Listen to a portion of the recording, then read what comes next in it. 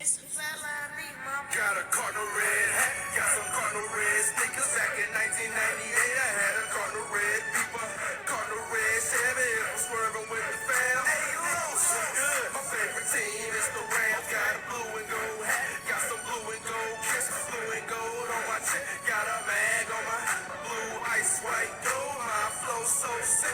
Who knew that we would blow and rap them whole like this? If it's the knock that they want, we let it pump. We let it pump. If it's the drama that they want, we hit the trunk. We hit the trunk. If it's the bread that she want, we got enough. We got enough. Now this ain't normally what we do, but we gon' give them what they want. Tell the women, listen, dog, that's how we do it. I'm so St. Louis. China man, on the store, wash it down with quarter juices. I'm so. All right, here we go. Club 314 open for business. All right, today what we gonna do?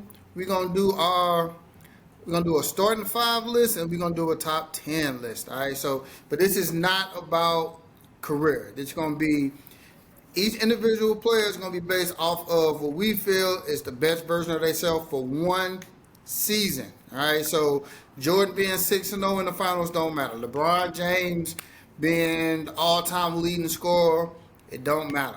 If you think whatever year you feel is that player at their best, that's what we're going with. All right, so I'm swinging to you. Let's go ahead and start with the starting five, and let's start at your point guard spot.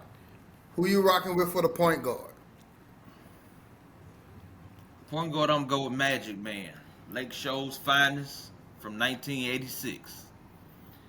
24, 12, and 7 on his way to a finals MVP and a championship.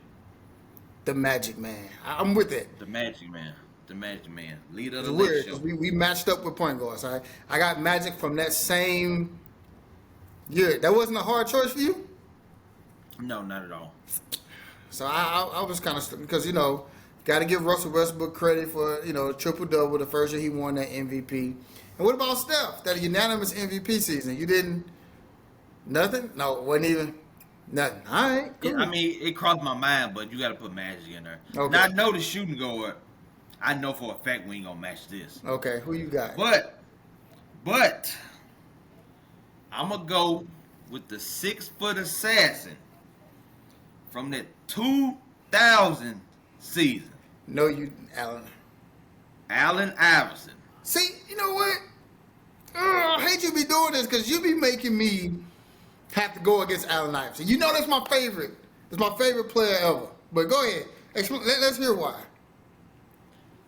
I should just say because I stepped over Tyronn Lue, but I can go. He averaged 31, 4, and 5. Mm-hmm. 6 foot for the whole season. Got his team to the finals. Got one game off the legs and got their butt kicked after that. But that's my shooting guard. My small forward, I think you're gonna hate because you probably know who it is. But it ain't from the season that you said. You said the 12 season? I say LeBron James 2012-2013 season. That was his second MVP season with the Miami Heat. No, I wrote that one. 2015, he took down the 73-9 Golden State Warriors. Okay. Finals MVP and a championship. And he upped his finals average to 30, 11, and 8. Okay. But I go, that's just GOAT talk. The baby GOAT got a lot of seasons to choose from, so I can't knock you with that one. I'm gonna have to speak more about what I saw as far as dominance when it goes for that one. But now, this power forward, you're gonna be like, why the hell did he pick him? I'm gonna go with the mailman. From the 1996 MVP season. Averaged 27, 10, and 5. That's not a bad. You already know why. You know why he didn't win the championship. Why he ain't win? That's a great season. Politics, and Black Jesus. Politics. They call him. Would you call him Black Jesus? Say that again. Black what? Black Jesus. Black Jesus, man. So you know what? When we Yeah. from now on, when we speak on Jordan, we just gonna bow our head and pray to Almighty Black Jesus, man. There you go. Hey, I give him that. Larry Bird said that's Jesus playing the sneakers. That's what he exactly called what him. he said. That's what he called him. Now, this send-off gonna go on. It's one I say he can be the most dominant force ever. Superman. Shaquille O'Neal. From that 1999 season. 30, 14, and 4. On his way to the MVP of the league, Finals MVP, and the championship. I mean, that top 5 list was pretty. I could have put 5 players in each position. Yeah. So that was the I 99 really to 2000, going into 2000 season, right? That's the Yep. first of the three-peat. That's dominant Shaq at his finest. So it's crazy because we agree on 2 positions, right? I chose the same version of Magic that you did. All right, so I'm not gonna go deep into that because ain't no point. We already talked about that. Shaq, all right, my center. I went with you for Shaq. I wanted to put Wilt in here, and it's like the things Wilt did, you know, was just like crazy numbers wise. And I know if we bring this up during one of our OG hours, they probably gonna destroy us. But I went with Shaq too. MVP, Finals MVP. He was a scoring champ. He was first in field goal percentage, first in PER. I want to say he was third in blocks that year, All-Star MVP. A lot of people don't know this because, you know, Shaq don't get credit for defense, but he was second that season in this Defensive Player of the Year voting. All right. Basically averaged 30 points a game, 13.6 rebounds, 4 assists, 3 blocks. And this is the thing, man. He played 79 games, averaging 40 minutes per game. Right? A lot of people don't realize what Shaq was at that point in time. All right. Now, probably my hardest decision was the power forward spot. So I was going back and forth between Kevin Garnett, that 04 year when he won the MVP, and I was thinking about Giannis.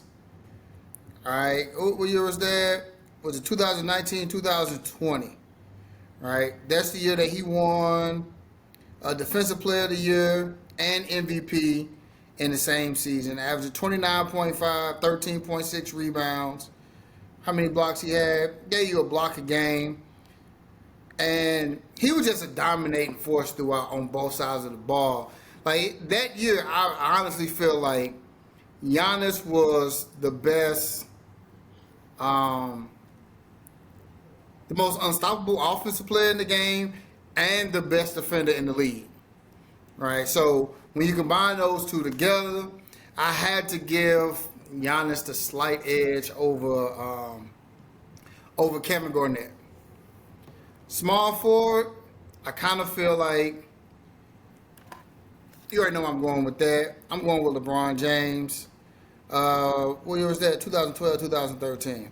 And the thing that made LeBron James so difficult to choose was the simple fact that, I mean, this man got so many top tier years that you can kind of pick either or, but the reason why I picked this one, right, is because this was after the failure in Dallas, and I like angry LeBron, not villain LeBron, angry LeBron, when he feel like he got something to prove. And that year, I honestly feel like you could have gave him Defensive Player of the Year that year. He was the most dominant. He was the best offensive player that year. And when I was watching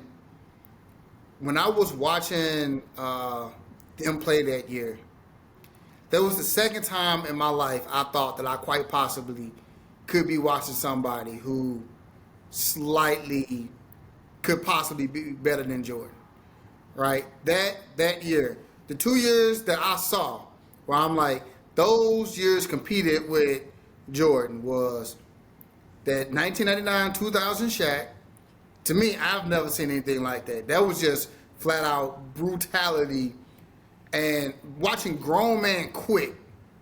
And that version of LeBron James was just everything that I wanted. I always said I wanted him to do. He did. He kind of like he wasn't so ball dominant. He kind of trusted the system more.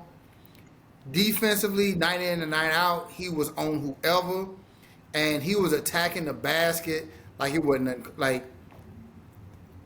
For people who didn't see it, it's hard to put in words what we saw, but that was to me the best version of LeBron. I understand, I can't argue against coming back from 3-1, but I think Kyrie had a lot more to do than maybe some people give him credit for. But even though he had Dwayne Wade, that it looked like it was clear separation. Because up to that point, I would say LeBron and Dwayne Wade was like here. That year, it was like LeBron was here, and there was a gap, and then you had Dwayne Wade. And Dwayne Wade still did his things in moments, but hey man, when I was watching that version of Miami, it was just like, bro, if it was somebody you do not want to see on the court, it's that man right there. So that's why I'm going with that version of Bron. And then for my shooting guard, we already know who it was gonna be, but what year? Okay, so you got was that the 87? No, the 88-89 year, right? When he put up 32.5 points per game, 8 rebounds, 8 assists, 2.9 steals per game, second in MVP voting. You can kind of go with that year. Then you had from a statistical standpoint, that version of Jordan is probably just on the court. If you take everything else, I was just watching him. He completely dominated the game, right? And for the era to be as slow as a pace like that, to average 32.5, 8 rebounds and 8 assists, right? If you put that in this era, that's probably a triple double. All right.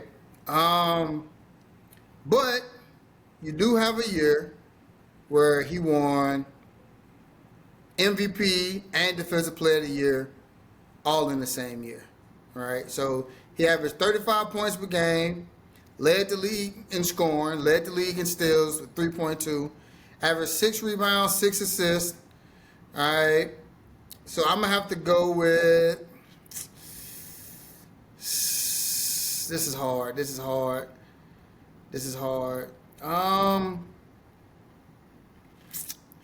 going to go with 88-89. 88-89 Jordan. MVP, Defensive Player of the Year. Just from my own court standpoint, physical abilities, I think that was the best time that Jordan displayed all of his skill sets, right?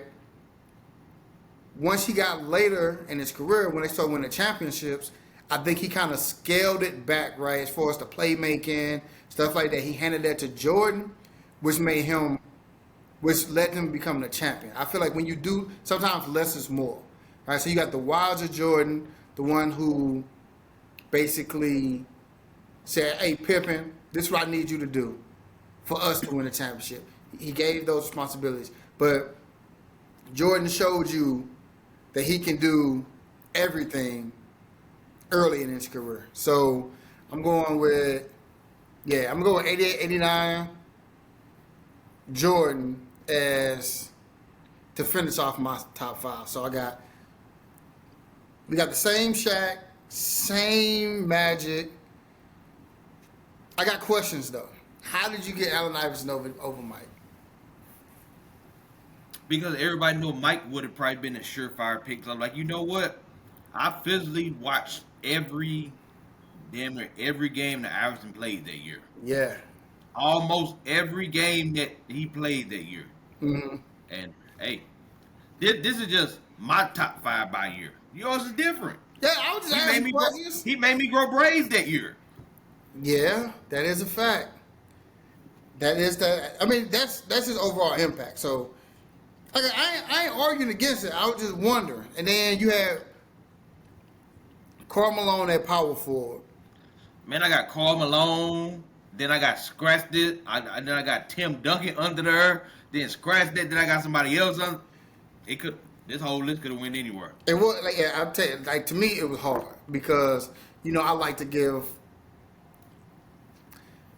Not putting Wilt on there definitely seems ridiculous, man. Like, It is, but I didn't like. It's too far. Like I really didn't. I really can't even see nothing Whip did. I mean, he probably would have been. He actually should have been the number 1 center, but I just don't know too much. 1960, 61, 63. Like I wouldn't even thought of. all right, so, and I'm with you. Like, I didn't see it, but for respect, out of respect, I'm gonna go ahead and list a couple seasons. Right, I'm not gonna go deep into it, but I'm just gonna. Will Chamberlain. I'm gonna start from 59-60. All right, 37.6 points, 27 rebounds a game. All right. The following year, 60-61, 38 points, 27 rebounds. 61-62, 50 points, 25.7 rebounds. 62-63, 44.8 points, 24.3 rebounds. You know what I'm saying? I just didn't see it. And it just gets crazier and crazier, right? And the crazy thing about it is, out of all those seasons, he only won MVP. And those seasons I just listed one time was his rookie year when he won the MVP as a rookie, right? David Hayden. Which is crazy, right? He would go on to win 3 more MVPs after that, but from 59 to the 64-65 season, that's it. Now, the crazy thing about it is, if we go later into his career, right, 66-67, he put up 24 points, 7.8 assists, 24 rebounds. And this is a center, all right? The following year, 24 points, 8.6 assists, 23.8 rebounds. So, hey, Wilt was different, and it was hard keeping him off the list. But I went with Shaq because, like you said, man, from anytime when it's that close, I just gotta kind of go with what I saw. And for people who didn't see Shaq, man, it was different. The speed, the athleticism, the strength, the quickness. People don't associate Shaq with quickness, but that drop step, that spin. Nobody, if anybody who was tall enough and big enough to physically stand next to Shaq wasn't quick enough, and them spin moves, he was getting them off of them. So I just had to read off Wilt out of respect. All right. So for my YouTube, it is Daniel_Moore 3. All right. So I'm just gonna call him Daniel because I'm assuming that's his first name. It's Daniel. So the difference between what we do, we like to try to get y'all to come on with us and have a conversation about it. But he said he don't like public speaking and all that type stuff. So hey, at Daniel_Moore 3, appreciate the idea, and man, I hope you continue watching. So look, before we leave, let me go ahead and do this because, like I said, I want to give Daniel more credit. So I'm gonna give you his list of what he said. All right. So Of what? Oh, his top 10 or top 5? this is his starting 5. It looks like per players. All right. So he got it's crazy. 1986 Magic Johnson. With his backup, it looks like being 1996 Penny Hardaway. His shooting All right, that's guard cool. was 1989 Michael Jordan.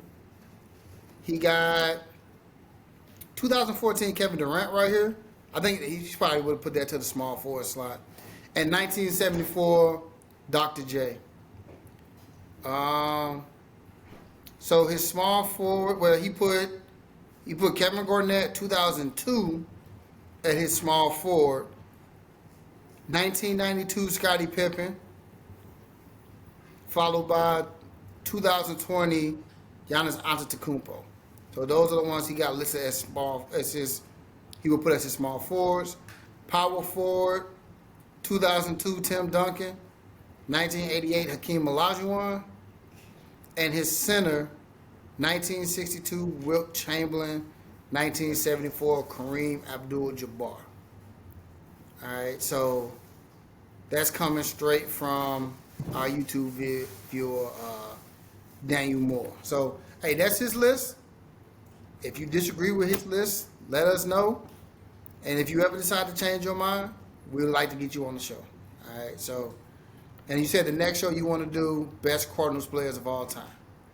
Top 5, or do you want to do 10? We can do 10. Top 10 St. Louis Cardinals. Okay, top 10 St. Louis Cardinals of all time. Not year, but just. Or do you want to do year? Oh, we just do top 10. Yeah, let's just do top 10. We ain't had enough time to look through like all the stats and stuff like that for years. All right, so hey, that's it for Club 314. We appreciate y'all. Hey, make sure y'all like and subscribe on the YouTube page, and come on over to the Instagram page. Hop on and give us some views. If you have a topic or you have a list or whatever you want to talk about, let us know. We'll make sure we talk about it and do everything we can to get you on to talk about it. All right. Peace.